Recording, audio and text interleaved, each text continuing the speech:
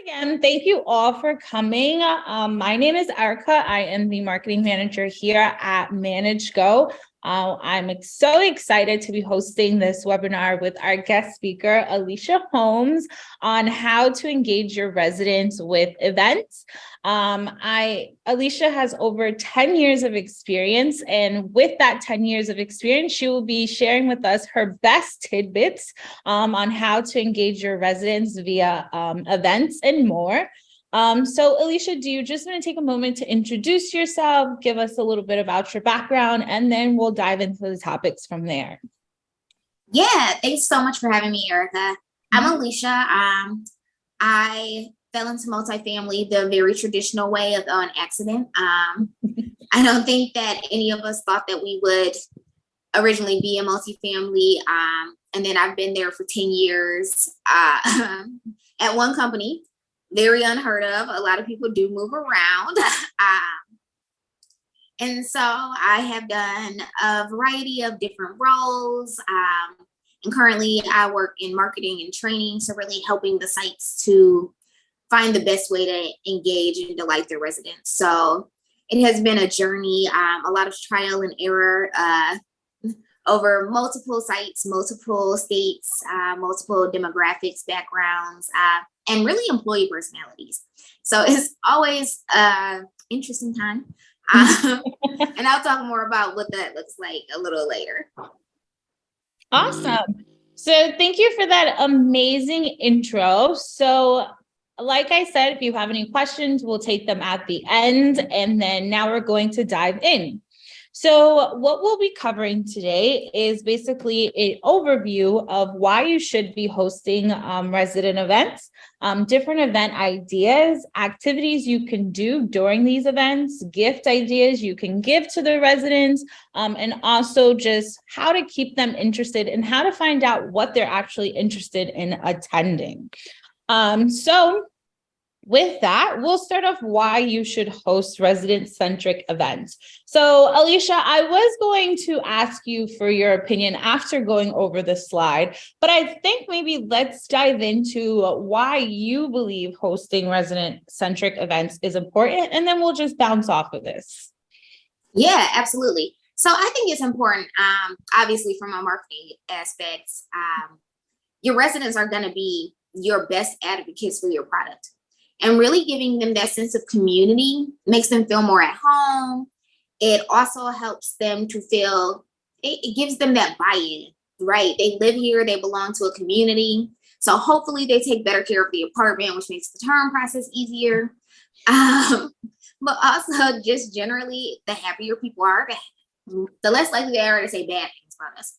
I won't say that they're automatically going to leave glowing 5-star reviews, but they aren't going to be as often leaving the negative reviews.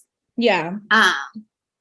But it does help, especially with rising costs of rent, feeling like they do get more. Okay, maybe rent went up, but I do get a pool party or, something to them that's important.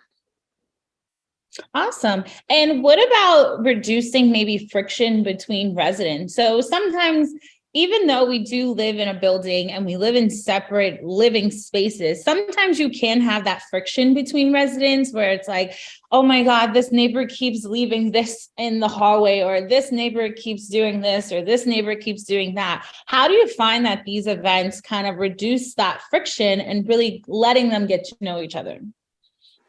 Well, I think that is, as adults, I don't think it's as easy to make friends as it was when we were kids, right?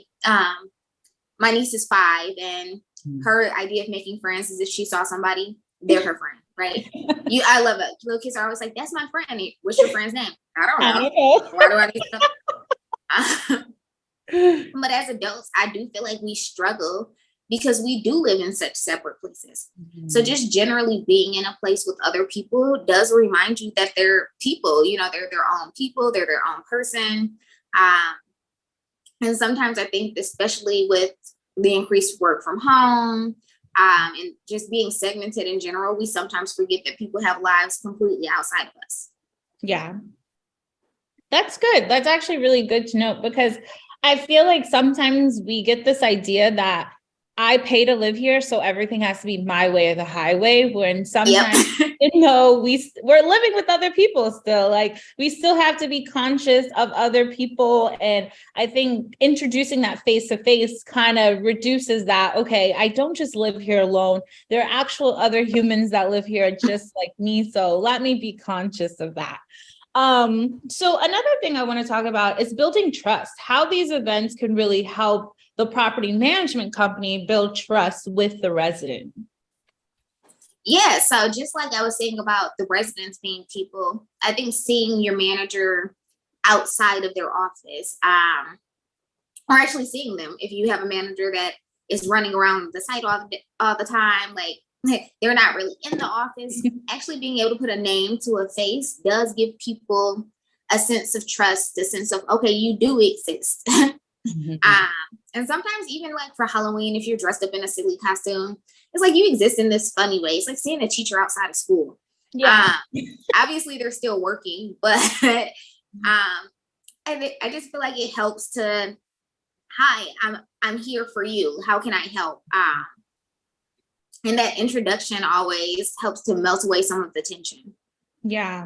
And I think you bring up a good point. It's like finally putting a face to a name. A lot of the calls that we get from our support team are, my property manager is out to get me, or a lot of comments we see on social is, my landlord hates me, or like this, that, and the third. And I think if they had a place where they could really interact, that might loosen some of that.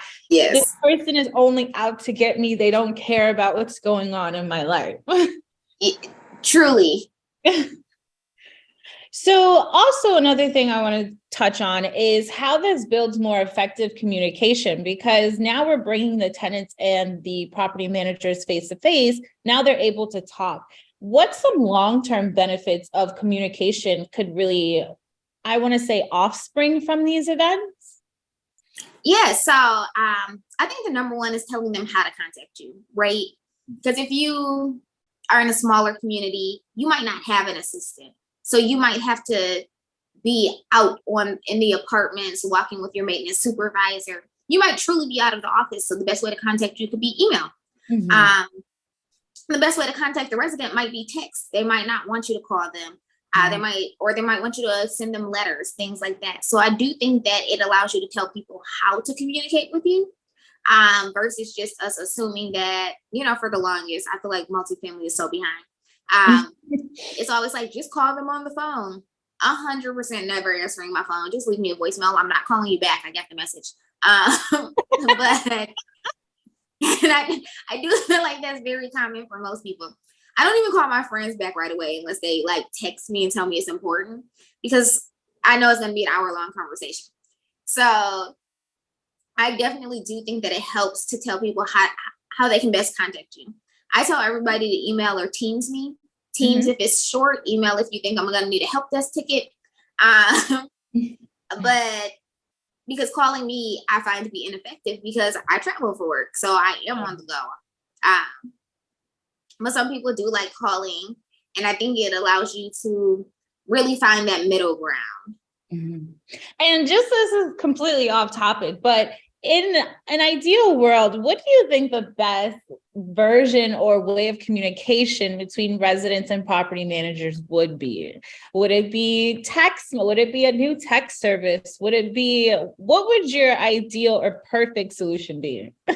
I am spoiled. I live on site. So my ideal though is a text. Okay. I can come back to it. I like written communications. I like to be able to refer back to it. So I don't have to remember what was said. I can just look at it. And I think that for some people, it is phone call. I think the ideal way to communicate is to meet people where they are. Yeah. And that looks very different for everyone because we're all different people. Awesome. And lastly, obviously, the main thing we really want to highlight is encouraging positive resident referrals. So have you seen personally a direct link between these type of events and the residents referring the apartment building to other tenants who are good candidates? Yes. And I think the best way to do that is to remind people we do a resident referral program. So we give residents money right? We incentivize them to refer people. Mhm. I am a big fan of resident referrals. If you work for a company that's not, I would love to tell you how it is a pain to track, but it is our cheapest marketing source. So we simply remind them that we do that. Like, hey, if you refer someone to live here, you could get $100 off your rent. Like, and who doesn't want $100 off their rent? Like, I wish I could take advantage of this promotion. So I think that, like, just reminding them of the additional benefits. That's good. So let's move on to how you can find out what type of events your residents may be looking for. Before we dive into these points, what are some ways that you have engaged what events residents have liked, or ways you can tell the event was successful? One of the ways is if you have employees who live on site, they are residents. So if they're suggesting it, it's probably because they think it would be fun. And it's not always, sometimes this is a little unique. They do always come up with unique solutions. One of one of the things that's been more popular growing on social media, I think in general, multifamily, is puppy pool parties. All it takes is for someone, it's after the pool season closes, so we have to like close and winterize the pools anyway. If you live in Texas, ignore this. I know your pools don't close, but in the Midwest, our pools do close. So I think that it's one of those things that somebody sees it and now they want to try it. And they live on site, they have a dog. So now they're like, hey, this would be a very cool event for me to bring my dog to. At my friend's place, they did this. So really just listening to the chatter out there. We're very fortunate in multifamily that our residents, customers, tenants, prospects are always telling us what they do want, right? If you go on social media and type in apartment or landlord, you can see a dozen complaints. But more importantly, you can just see organic things that they want, like food truck Fridays or a pool party or salsa dancing. Like, they just give you the ideas. So, or you can pay for services to do it for you as well. Not as organic. Not as organic, but I like a nice organic approach, but I am chronically online. Might as well make the most of it.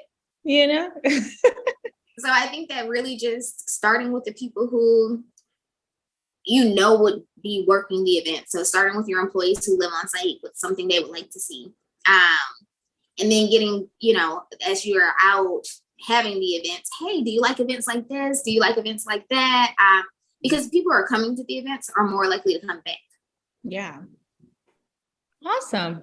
So have you ever tested out like surveys after the events, or do any of the buildings you work with, do you ever do social media polls to engage the residents online? What are some digital ways that you kind of gauge this information? Surveys are hit or miss because people don't always like to respond to surveys, or people will survey and say they would love an event, then you host it and they don't come. Which is okay, you just keep trying. But social media does typically, especially Facebook, Instagram, those things do help to remind people of upcoming events. You just do have to be careful and make sure that you're monitoring it all the time. And continuing to feed the algorithm so that you do pop up in their news feed before the event occurs. Because there's nothing worse than seeing it after, like, oh man, this was yesterday. And you missed it. Yeah. And you probably wanted those tacos too. It's always tacos that you miss. I don't know how it happens. It is. But I do think that you have to take it with a multifaceted approach to, if you have your next event planned at your current event, like if you're going to do a Halloween party and a food drive, right? To kind of remind people at that first event, then send an email, make posts to social media so that you're constantly reminding them, because we do have busy lives and we do forget it. No, that is true. And I think having a reminder is very good. In my building, they've done like different things in our lobby, and they typically will send out like a reminder a week and then the day of.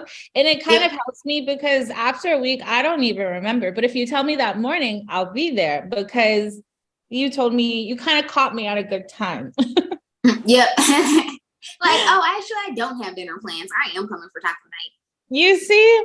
And I guess it's also about timing as well. You got to catch people at a good timing.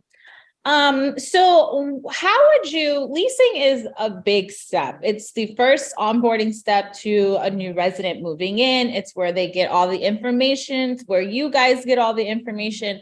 How would you include this type of information onto the onboarding leasing process? Or would you even include it into that process? I don't know that I would include it. I feel like there's already so many moving pieces with moving into a new home that it could be overwhelming. Now with the renewal process, you might be able to add it in. Hey, I noticed I haven't seen you at the last couple of resident events. Do we have a good email for you, or are you just not interested? Are there events you would like to see? I do feel like the actual move-in process is so overwhelming already because you have so much information you need to tell them. And it happens really fast, right? Yeah. I feel like move-ins back in the day used to be an hour, and now you can get it done in 20 minutes. Yeah. And there's so many different companies that will help you move in and kind of take over that process. Yeah, and there's too much going on at the move-in for me to trust that they will remember anything. Like I even feel like after the move-in, you need like a 1 month follow-up. Hey, this is everything I told you. Because you're scheduling things, you're scheduling your utilities, your internet, your movers, you're bribing friends, you're trying to get furniture delivered without taking time off work. So it's already just too hectic, I think, to do it before the point of move-in. Yeah.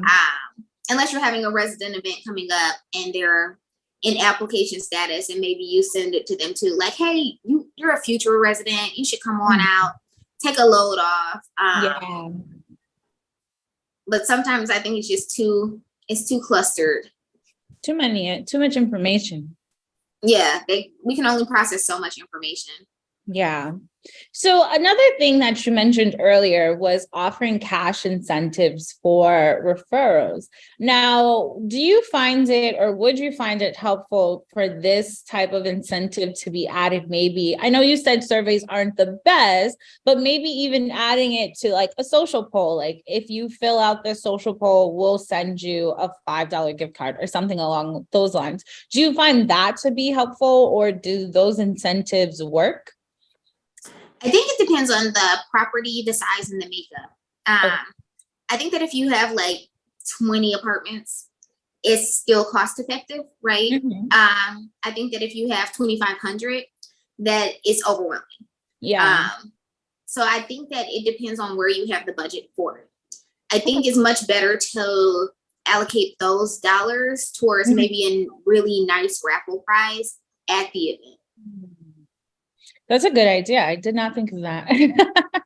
That's a good idea. Okay. So now I'm glad you talked about at the event. Let's talk about some event ideas. Why don't you give us, we kind of listed some of our own. Why don't you give us some event ideas that you have maybe put together and found were successful? So I think that the best one that I've ever seen is like a community did a pizza party, but they had local pizza vendors donate pizza so that they could vote them the best. So if you're a part of your community is a part of you. Yeah. And I thought that was the coolest thing I had ever heard of because it cost us $0. And the winner and people got free pizza coupons for all of these places that they were voting on. So now you, as a new resident, or maybe as an existing resident, you find out about new pizza places in your neighborhood. You have a coupon so that you can support them. And as a pizza place, you now have all of these residents that know you exist. So you've just done outreach to this many customers for the small price of a few pizzas. So I thought that one was really cool. Another one that people overlook It's not unique. If you're a new manager, coffee chats. People love coming. You're in the office, you're gonna drink coffee anyway.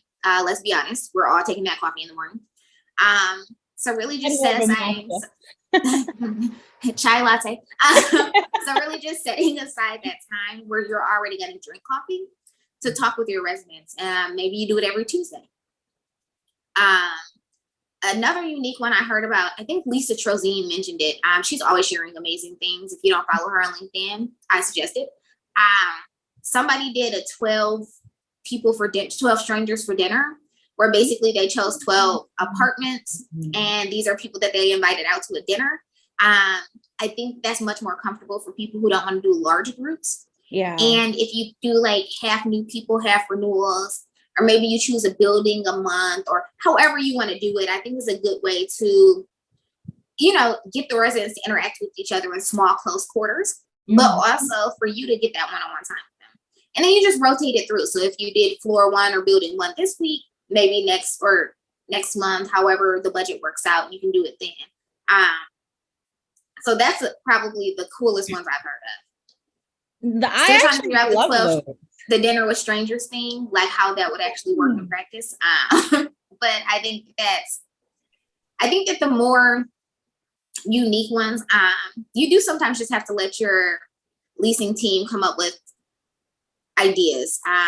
I've seen everything from running clubs to cookbooks to we want to do a virtual margarita night.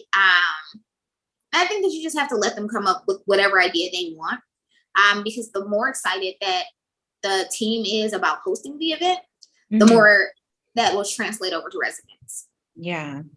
I actually really love that 12 strangers at dinner idea. I think that is genius. I never would have thought of that, but that is genius. I love that idea. And the other ones that you listed, especially the pizza one, I think is extremely creative, and it's actually like residual as well. So it's not just an event that happens at that moment. It also has some residual effects, like the pizza place gets business. The residents now have found maybe their spot. They found the pizza spot that they love. So those are some really good ones, really good ones. And some that we listed is a yappy hour, a happy hour, but for pets. We all know that pets is a big thing right now in multifamily. Everyone and their mother owns a dog. My building is, I like to say 90% pets and 5% humans. Just that sounds about right. Yes, there's just so many. So that would definitely be a good one. Some common ones are potlucks, yoga classes, maybe even a building book club, chalk the walk, a DIY art class. So yes, if you guys need different event ideas, I will definitely check out the Lisa. I think that's what you said her name was, for some creative Lisa ideas. Yes, I definitely think I would check her out because those sound amazing. So now let's go over to some activities you can do while at these events. Some ones that we listed were kind of on the basic side of photo booths, games, contests, raffles. But Alicia, what is your expert opinion on engaging activities to really do at some of these events? Okay, love photo booths. Everyone loves photo booths, but right now what's really popular is the 360 photo. Love them, super fun. I would save this for your big events. So if you know that you're doing, like, the pool party is typically the biggest event that people do.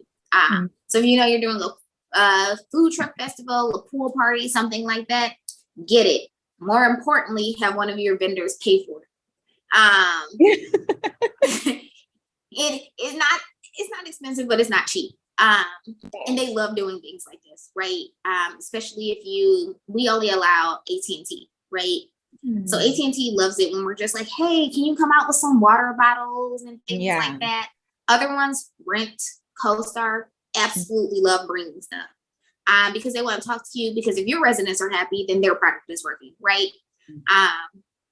And even like we think of marketing vendors, front of the house, even your back of the house vendors like doing stuff because they're never included. Right. You host an event, you don't call your carpet guy and go, hey, Can you come out to this event? But you should. They exist. So for the bigger things you want to do, if you want to do a photo booth, if you want to do a dunk tank, if you want to do different games, different contests, big raffle items, definitely I would say that the sky is the limit. You just have to figure out how to pay for it. If you only have one cable provider, ask them to throw you a TV. The worst they can say is no. Like, that's the worst that they can say. Obviously don't put on a flyer until you know that you'll be raffling it. But people love raffles, especially because it's free to enter. People just love raffles. So I would say definitely with the raffles, go big. Contests, definitely love the Christmas tree or the holiday decorations from the balconies is a big one. Puppy parades, you know, so if you're there, you get the puppies that walk with their little Halloween costumes on. Just things to keep them involved, even just having like small games that they can play quickly.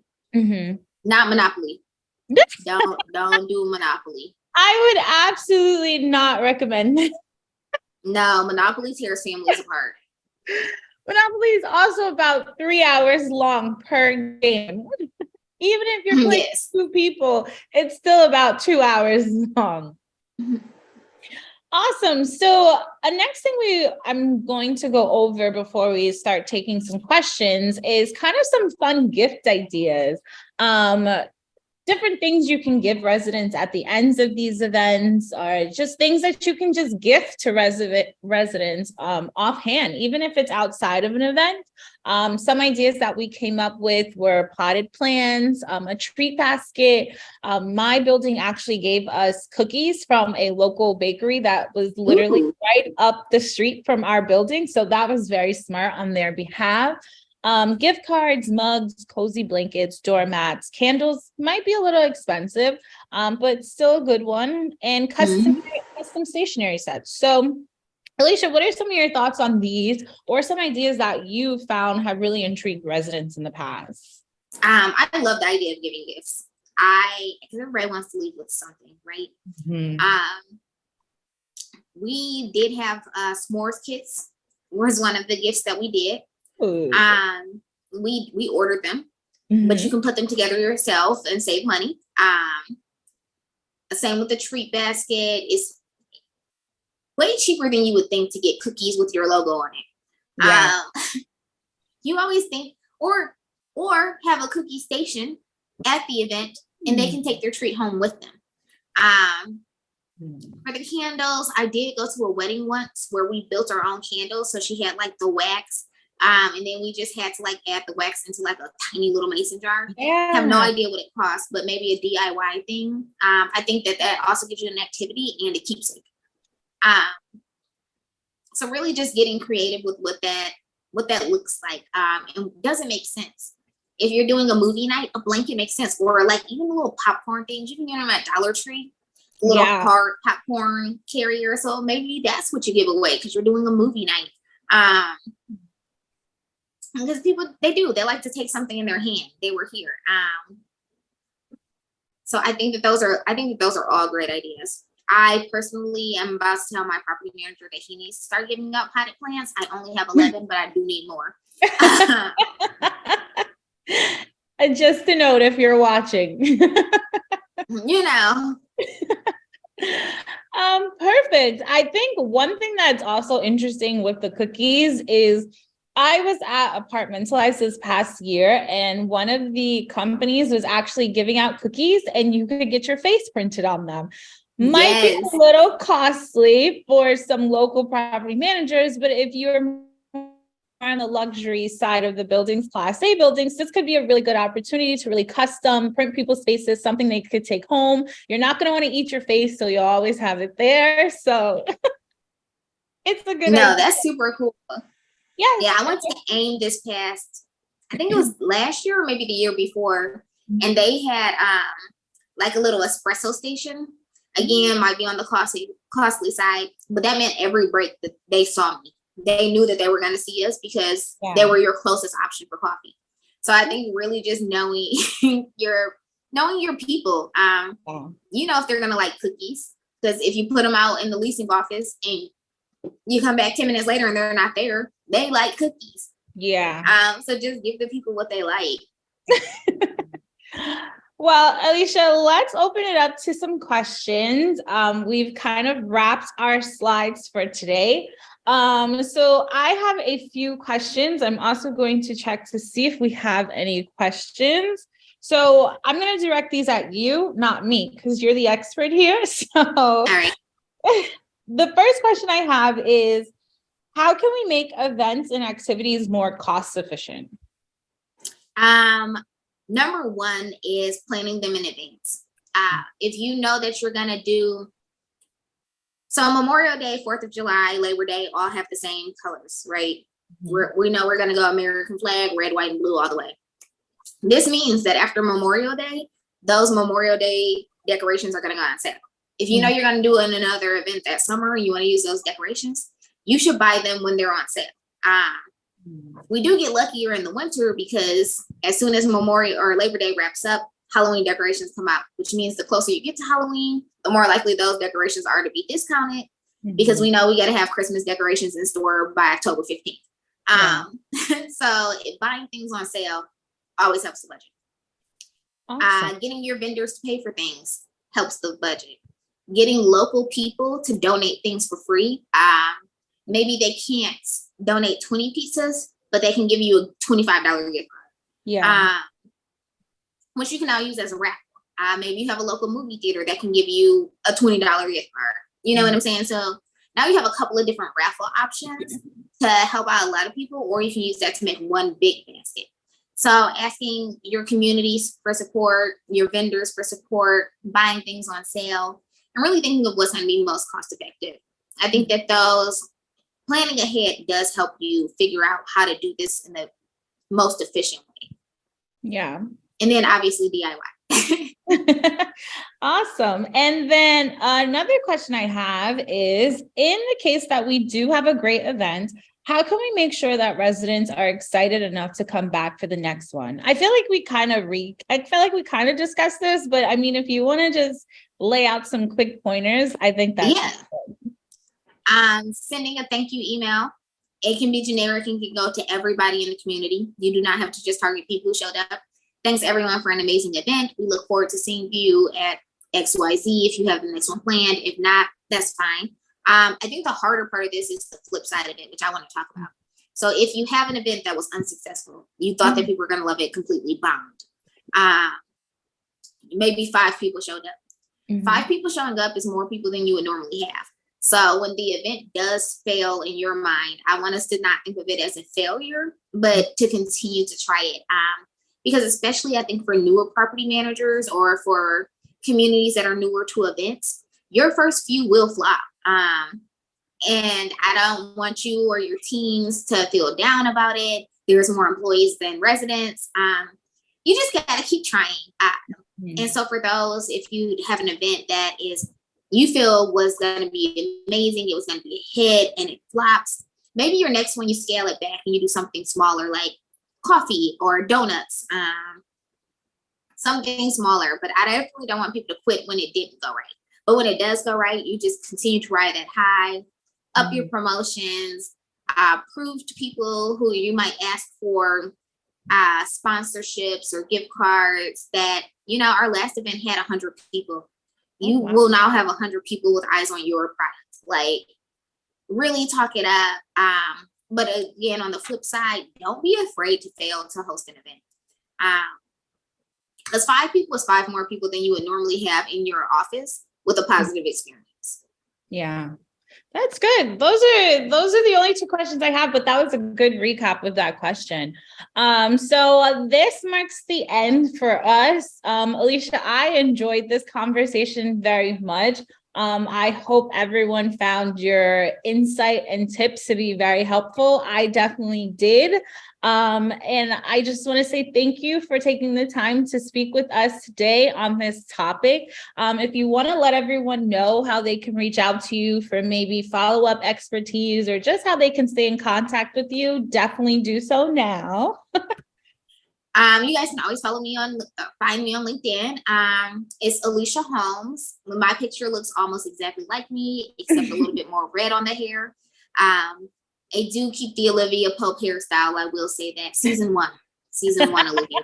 I didn't get to the like really feathered looking. We're getting there.